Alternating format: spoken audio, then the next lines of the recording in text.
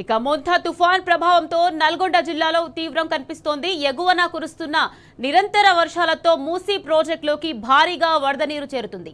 ఇక ప్రాజెక్టుకి 2677.06 క్యూసెక్కుల ఇన్ఫ్లో, 2368.15 క్యూసెక్కుల అవుట్ఫ్లో నమోదైంది. పూర్తి స్థాయి నీటి మట్టం 645 అడుగులు కాగా ప్రస్తుత నీటి మట్టం 644.60 అడుగుల వద్ద ఉంది. నీటి నిల్వ సామర్థ్యం 4.46 టీఎంసీలు సమీపంగా ఇక ప్రస్తుతం 4.36 టీఎంసీల నీరు నిల్వగా ఉంది. ఇక అధికారులు 4 క్రస్ట్ గేట్లను 2 అడుగుల మేర ఎత్తి దిగువకు నీటిని విడుదల చేస్తున్నారు. దీనివల్ల మూసీ నది ఒడ్డు గ్రామాలకు వరద నీరు చేరే అవకాశం ఉన్నందున ప్రజలు అప్రమత్తంగా ఉండాలని హెచ్చరించారు. ఇక ప్రాజెక్టు పరిసర ప్రాంతాల్లో నిరంతర పర్యవేక్షణ కొనసాగుతుంది. ఇక వర్షపాతం ఇంకా కొనసాగితే మరిన్ని గేట్లు ఎత్తే అవకాశం ఉందని ఇరిగేషన్ అధికారులు తెలిపారు. ఇక మూసీ పరివాహక ప్రాంత ప్రజలు అప్రమత్తంగా ఉండాలని అధికారులు హెచ్చరికలు జారీ చేశారు.